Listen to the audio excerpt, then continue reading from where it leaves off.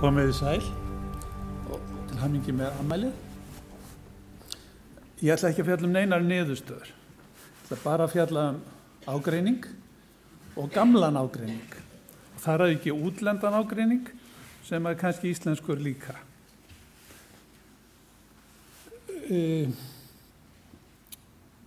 Og þetta sem sagt 200 ára deila. Þetta ágreiningurinn það hvort að skó eigi að rækta út frá sjálfbærni eða arðsemi. Og skógrækt og arðsemi hafa farið saman alveg frá fyrsta degi. Upphaf skógfræðinnar má rekja til bókar sem John Evelyn skrifaði eða birti árið 1664 og breska vísindafélagi gaf út og hét Silva. Og bók númer 2 sem eitthvað kveður að eftir þennan heiðursmann Hans Karl von Karlowitz sem var námumálastjóri kjörfurstadæmisins Saxlands. Og hann var nú alinn upp við einmitt timburskort og vandræði út af honum. Því að hann þurfti að útvega timbur í námur kjörfurstans, silfurnámur kjörfurstans sem hann vildi nú endilega gengi. Og í bókinni Silvicultura Economica sem við getum eiginlega kallað bara skógarhagfræði, þá segir hann þetta, og hér kemur nota bene upphaf hugtaksins sjálfbær þróun í sem fræðilegt umræðar. Og segir hér í þýðingu hennar Steinunnar Hans Aðalsteins: hve hátt listir, vísindi, atvinnuvegir og stofnanir þessara þjóða ná mun velta á því hvernig tekst að vernda og rækta skóga þannig að þeir gefi stöðugt, jafnan og sjálfbæra nýtingu, því það forsenda þess að landið sé byggilegt. Og í Saxlandi og nágrannalöndunum þá tóku nokkrir, að minnstakosti veiðiverðir, Karlowitz á orðinu, urðu skógarverðir og fóru að hrinda þessari hugsjón í framkvæmd. Og finna aðferðir til þess að gera þetta betur og betur. Miðja 18. öld þá byrjaði að birtast straumur af bókum skógfræðilegt efni. Fyrstu skógfræði tímaritin komu fram og byrjuðu að birta greinar skógfræðileg efni. Fyrstu skógræktarskólarnir opnuðu og 1778 byrjaði háskólinn í Gießen í stórhertogadæminu Hessen-Darmstadt að kenna skógfræði. Og þar með var hún orðið akademísk fræðigrein. Og allan tíman var leiðarljósið sjálfbærni. Og einn þekktasti skógfræðingur við aldamótin 1800 var Georg Ludwig Hartig. Og hann orðaði sjálfbærni markmiði svona, og ég hef nú eiginlega ekki séð það betur orðað en þetta: skynsamleg skógrækt stefnir að sem mestum verðmætum úr skóginum, en þannig að óbornar kynslóðir geti sótt þangað að minnstakosti jafnmikil gæði og núverandi kynslóð krefst sér til handa. Þetta var áhrifamikill maður. Hann var ráðinn skógræktarstjóri Prússlands árið 1811 og Prússland var valdamesta ríki í Þýskumalandi ríki sem núna mynda, sem að seinna varð og síðan Prússar sem að leiddu sameiningu Þýskalands í það Þýskaland sem við þekkjum í dag. Þannig þetta var áhrifastaða og hann hafði mikil áhrif á þróun skógfræðinnar. Nú. En það gerist nú fleira. Adam Smith skrifaði bók 1776, Auðlegð þjóðanna, hugmyndir hagfræðinnar og nútíma hagfræði kom fram. Og þær hugmyndir smituðu til skógfræðinnar. Og 1822 þá skrifaði Friedrich Wilhelm Leopold Fiel, sem þá var prófessor í skógrækt við Háskólann í Berlín, að tilgangur skógræktar ekki að gefa mestan viðarafla heldur að skila hæstum arði að landinu. Og Fiel þessi, hann kunni nú ekki almennilega að reikna, en það voru fjöldi skógfræðinga sem fóru að glíma við þetta verkefni eftir að hann setti þetta fram. Og frægastur þeirra Martin Faustmann. Og þetta var nýútskrifaður. Þegar árið 1849 þá skrifaði hann grein, en hann var þá nýútskrifaður, eða árið áður hafði hann útskrifast með embættispróf í skógrækt. Það var byltingar ár í Evrópu, 1848. Stjórnin í stórhertagdæminu sagði af sér, stórhertaginn sagði af sér, skógræktarstjórinn sagði af sér. Það var enginn til að skrifa upp á pappírum hans. Og hann fikk þess vegna ekki gilt starfsleyfi fyrir allmörgum árum síðar. En hann skrifaði grein í Allgemeine Jagd- und Forstzeitung og setti þar fram reikniformúlu það hvernig ætti að hámarka arð af skógi í sífelldri endurnýjun hringrásar og endurnýjun uppskeru og endurnýjunar og landrentu formúlan. Og það skemmst frá því að segja að þetta kórrétt formúla að mati hagfræðinga og ennþá kennt. Það fáir skógfræðingar sem að vita Faustmann, en talið við hagfræðing og það veit allir hagfræðingar hver Faustmann var. Þannig var að 100 árum eftir að skrifaði þetta, að þá var bandarískur hagfræðingur Mason Gaffney sem skrifaði heila bók þessa formúlu og kynnti Faustmann sem upphafsmann réttrar aðferða við núvirðisreikning og löngu áður heldur að hagfræðin komst svo langt. En hvað með það, þó að þetta væri góð formúla hjá Faustmann, þá voru nú kollegarnir ekkert voðalega hrifnir. Og í hinu þýskumælandi menningarsvæði þá var einfaldlega arðkröfunni hafnað. Þrátt fyrir það væri verulegar fræðilegar umræður þetta mál næstu 50-60 ári.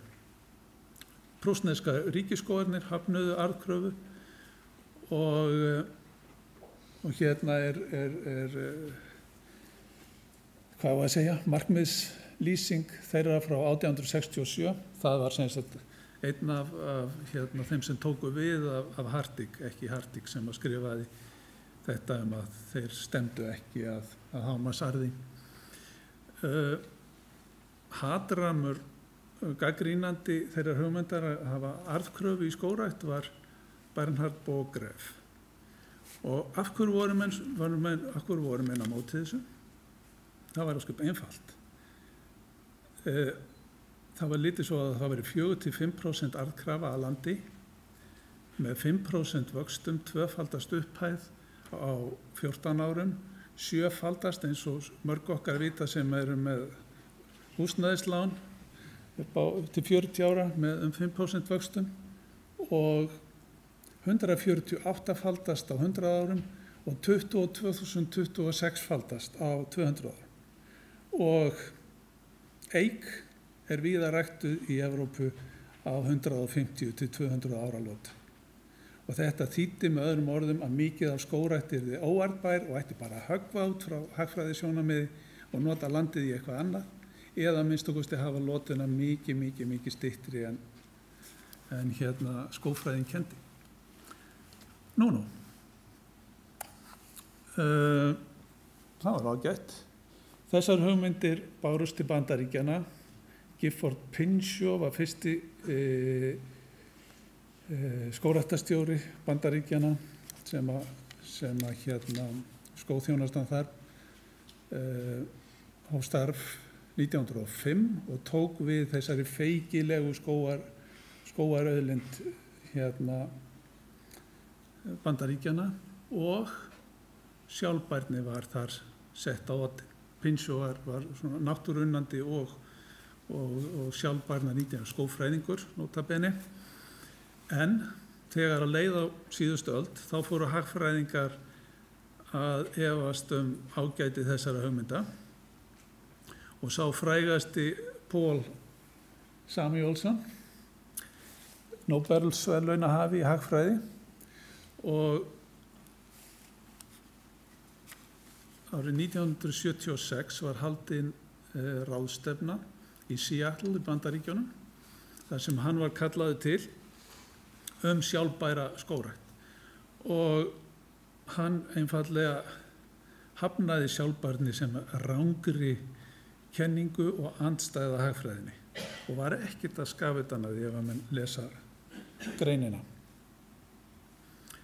Og það ætti að gera sömu arðgröfu og til annarra atvinnustarfsemi og á þessum tíma lagði hann til að það ætti að vera svona 12%. Og þessar hugmyndir eru merkilegt nokk en þá útbreitar. En svo kom Brundtland-skýrslan og sjálfbær þróun varð svona alþjóðlegu markmiði í þróunarmálum. Og þetta nú allavega íslenska útgáfan af þeirri skilgreiningu. Mér fannst nú betri hjá Hartig. En þetta efnislega það sama. Þó vantar nefnilega það sem var hjá Hartig að það ætti að hámarka framleiðsluna án þess að hún myndi nokkuð tímann dvína áður að byrjar að skipta gæðunum. Og það skiptir allir máli að horfa á sjálfbærnina þannig. Ekki bara að skipta.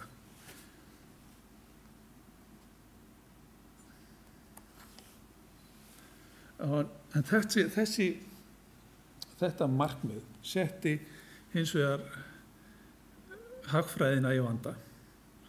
Því að þetta var þegar var verið að berja á skógfræðingum fyrir sjálfbærni. Þá erum við að tala framtíðartekjur og framtíðartekjustraum. En þegar búið var að snúa þessu upp í hörmungar vegna loftslagsbreytinga, vegna eyðingu náttúrulegra fjölbreytni og framtíðar bara framtíðarhörmunga, þá leit dæmið svolítið öðruvís út. Það erfiðara að sannfæra fólk að hörmungar barna og barnabarna séu léttvægar, þó það sé auðvelt að halda því fram að krónur og aurar eftir 100 ár séu léttvægar. Og því að milljón eftir 100 ár á þessum 12% vöxtum nú ekki meira virði heldur en 6 krónur og 14 aurar að núvirði. Og síðustu aldamót þá var Nicholas Stern aðalhagfræðingur Alþjóðabankans. Hvað stóð á miðanum? 5 mínútur, það er fínt. Og með honum vann hagfræðingur Collier og fleiri. Og þeir fóru að skoða þjóðhagslegar arðsemikröfur sem voru með miklu lægri heldur en það sem áður hafði tíðkast. Það getur tekið það fram að 6% var mjög algengt í vestrænum ríkjum sem svona arðsemikrafa af opinberu fé, meðal annars á Íslandi. Og hann Stern lét af störfum hjá Alþjóðabankanum 2003, var þá gerður ráðuneytisstjóra í breska fjármálaráðuneytinu. Hann lét henda út gömlu arðkröfunni og setja inn þessa nýju arðkröfu sem upphafið lágt 3,5% og fer svo lækkandi eftir því sem að lengra horft fram í tíman. Breska ríkisstjórnin réðan til þess að meta hvert tjónið af loftslagsbreytingum. Og hann notaði þessa lágu og lækkandi arðsemikröfu í sínum útreikningi og komst að því að tjónið væri geysilega mikið. En hefði Samúelsson fengið sömu gögn, þá hefði þetta tjón verið mjög lítið. Það skiptir öllu máli hver arðkrafan sem settir í svona dæmi. Þetta rauninni þessi arðkrafa sem breska fjármálaráðuneytið notaði innleiddi 2003 og ennþá arðkrafa breska fjármálaráðuneytisins, að hún góð tíðindi fyrir skógrækt á langri lotu. Hérna er sem sagt innri ávöxtun helstu skógartegunda á Bretlandseyjum og bláa línan hérna arðkrafa fjármálaráðuneytisins. Þarna upp punktalína arðkrafa sem McKillop og Hutchinson settu fram árið 1990 sem væri hæfileg fyrir fjárfesta á Bretlandseyjum ef þeir væru með eignasafn og þeir ætlaðu að hafa skógrækt sem hluta af eignasafni, þannig að tekið væri til áhættu og arðsemi. Það þarna uppi og eins og þið sjáið, eik á 150 ára lotu hérna innan marka samkvæmt þessu. En það bara smá galli við þetta, alveg frábært, nema það að forsendurnar á bakvið þessari arðkröfu eru umdeilanlegar og það svolítið erfitt að prófa hvort að þetta er rétt, og ég ætla ekki að ræða það lengra hver eru gallarnir við þetta, en til þess að arðkrafa sem verði viðunandi fyrir skógrækt og langtíma fjárfestingu, þá þarf hún að uppfylla þetta hér. Hún þarf að vera í samræmi við niðurstöður rannsókna á tímagildi raunverulegs fólks. Það að segja þegar spurt svona spurningar, hvort viltu fá 10.000 kall í dag, eða 12.000, eða 8.000, eða 15.000 eftir 1 ár, eða 5 ár, eða eitthvað svoleiðis rannsóknir. Hvernig því raunverulega tímagildismat, lýsa raunhegðun á markaði og vera í samræmi við raunverulega ráðstöfun, sögulega raunverulega ráðstöfun til ákvarðana í því í hvers konar skógrækt fjárfest sem lýsir raunverulegu tímagildismati. Og hér ætla ég að enda. Ég ætla ekki að koma með svarið, en það getur vel verið að það komi seinna. Takk fyrir áheyrnina.